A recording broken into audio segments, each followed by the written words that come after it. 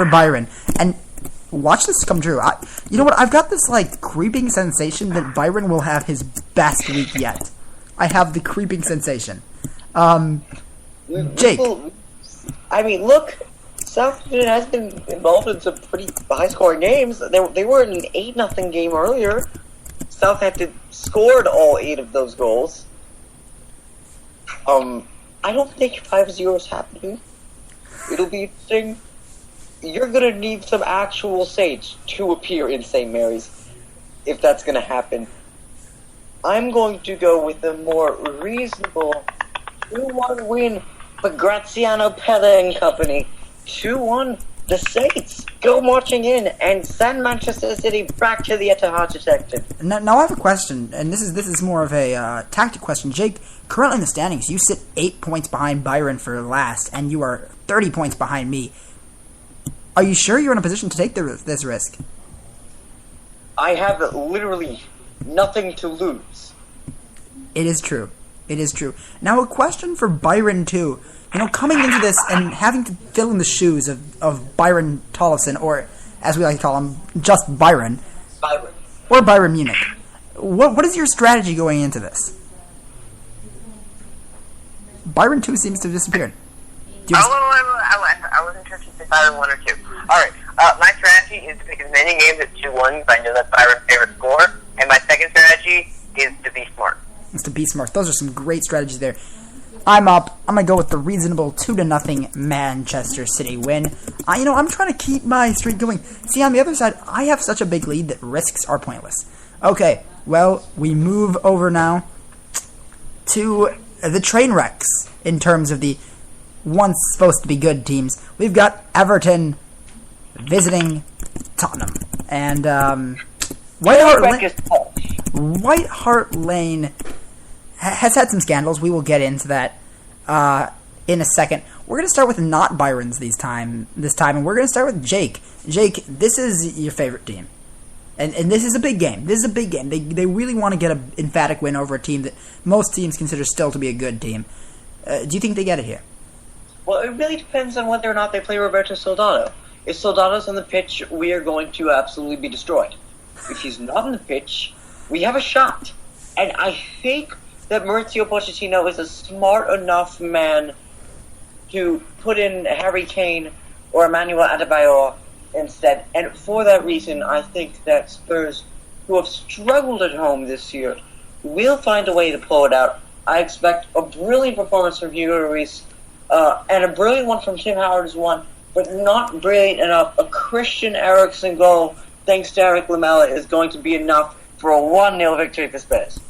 Okay, I will go next. That's a tough one, but I'm going to give it to the home team here. I like Pochettino. I think one of the big things that Spurs have that's different than last year is I think they have he has kind of less pressure on him than past managers have had. I think that for once they won't fire their manager after 30 seconds of game time. I think Spurs get the win here. I think Spurs pull off a very important win, especially when there are teams like Newcastle and Southampton above them. These are wins that they need because a finish below Newcastle, just having Newcastle up there, I think gives them a little more hope. I think Howard's been a little bit out of it of late.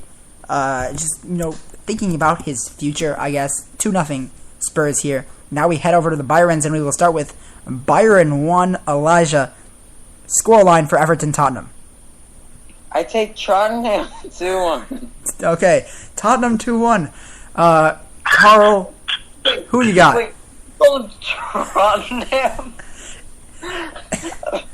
Byron really is random. So he doesn't know much. I'm sorry, I meant Tottenham. Okay, that's my bad. Carl, are you picking Everton, Tottenham, or Tottenham? That's a tough one.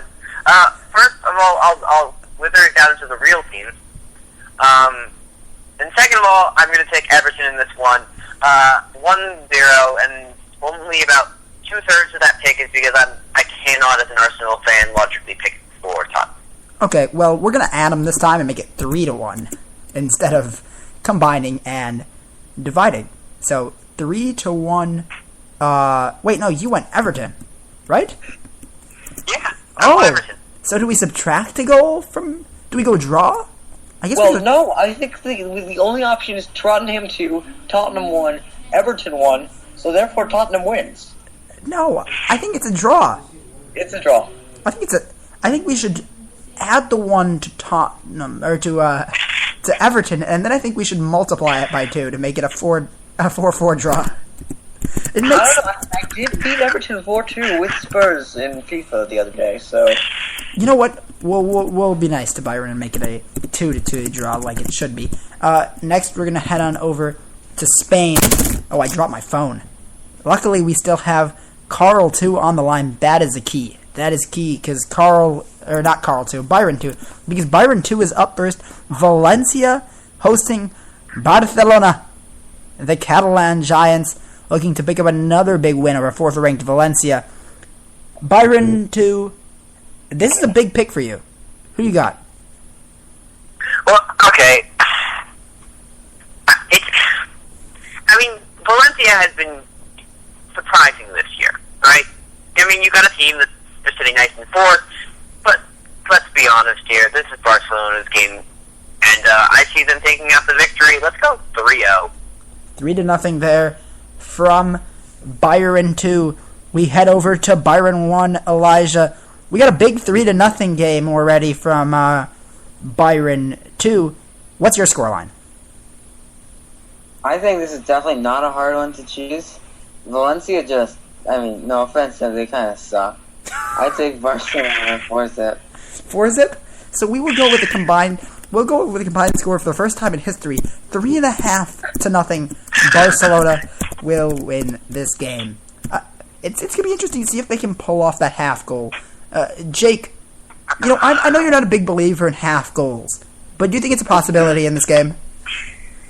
I think anything is possible.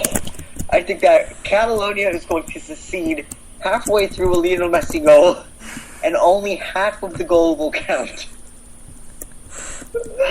Oh my god. Well, I'm going to go with Barcelona as well, and I'm going to go with a 2-0 victory for Barca. But, really to call them the Catalonian Giants, I think Real Sociedad has earned more respect than that. Okay.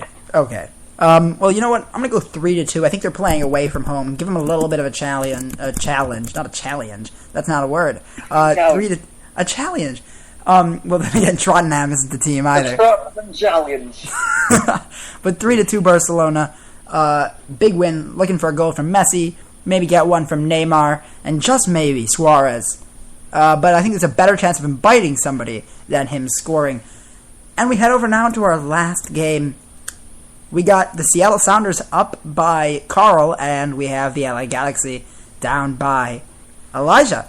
So, we will start with the team that won the first game, the LA Galaxy, and we'll start with Byron 1, Galaxy versus Sounders. What is your scoreline? Okay, I'm really against the Sounders here because I don't like them. I see them scoring -2. That's how much I think they're going to do terribly. And I've got the Galaxy scoring 2. So 2 -2. 2 -2. Well, okay, Carl. It's a bold prediction. 2-zip. 2-zip? Carl, it's a tough call. I think that... What was the current... Remind me of the current aggregate. 1-0 LA Galaxy.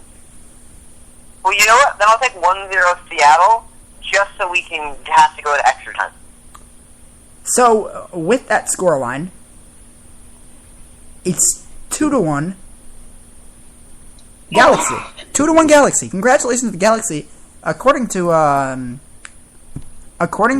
Byron 1.5, I guess, the LA Galaxy will be heading to the MLS Cup, and we thank Byron 1.5.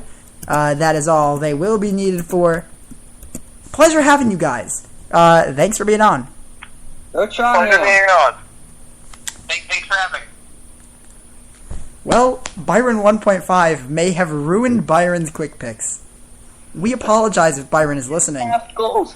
3.5 to -2. And Trondheim. Not to mention there was a fake team picked.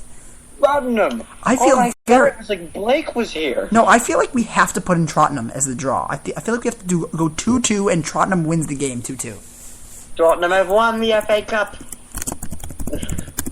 2-2 draw with Tottenham winning. Well, Jake, you went with Galaxy last week, and you got it right. One of the two picks you got right. Who do you think picks up the win in Seattle? A lot of people expect Seattle, but I certainly expect a shake-up. I'm gonna go with a scoreless draw in Seattle, and the once allowed 12th man no longer applies. Final score: 1-0 Galaxy in aggregate, scoreless draw in the Pacific Northwest.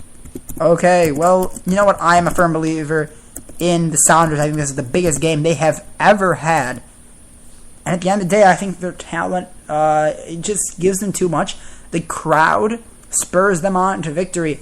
I am going 2-0 Sounders as they win the Western Conference Championship and head it to the MLS Cup Finals.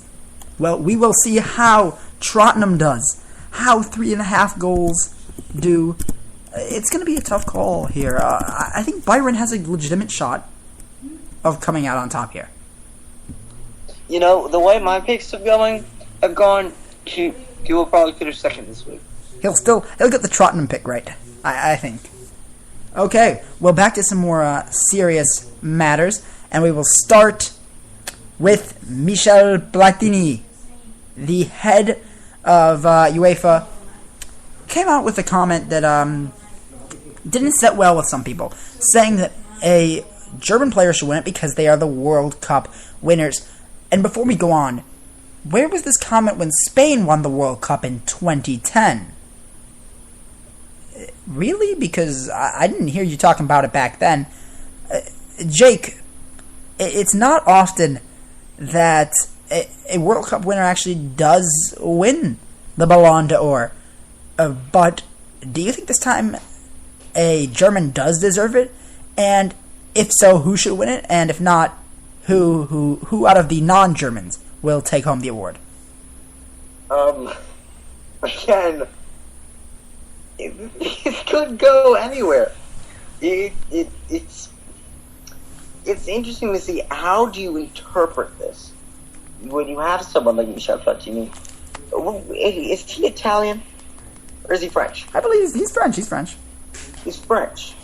That figures. There's Michel.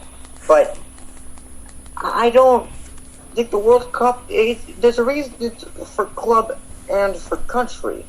They're not together. They're separate. So just because you do well for country doesn't mean that your country automatically should have someone win for club. Yeah, I've got to agree with you here, Jake. To be perfectly honest, I think that there are some Germans deserving of it, and I actually think there is a German in particular who I think should win it. But just to say that a German should win it because they won the World Cup, look, there have been World Cup winners that haven't had the best player. I mean, you look back at Spain. I mean, Casillas was playing well, Iniesta was playing well, but Messi was at the top of his game at that point. There was no way any of them deserved it over Messi. It's just not how it works. You don't just give it to a team because they won. It's like saying that. Let's take, for example, let's give it to an Arsenal player. Taylor Navas.